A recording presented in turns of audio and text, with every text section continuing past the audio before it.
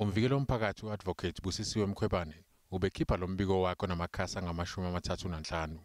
Kulokhu ubengakhiphi umbiko onamagama abantu abaqavile. Kepha uthi ukhathazekile ngabantu abebeqashwa kungalandelwanga migudu efanele. Uphinde wakhipha umbiko wakhe ngokuqashwa kwabantu kungalandelwanga migudu e-SABC ngo-2017.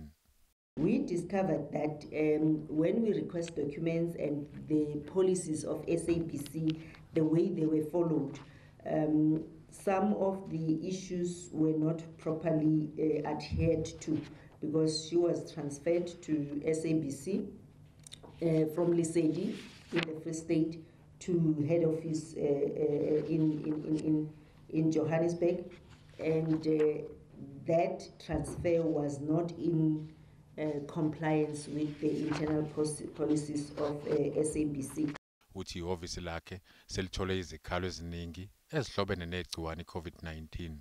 The complaints that we've received during the lockdown are pertaining to undesirable conditions at clinics, lack of supply of PPEs, water and space to ensure social distancing.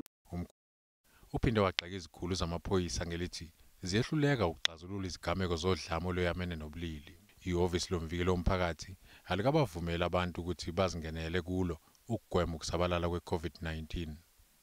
Umphakathi ungafaka izimangalo zawo online.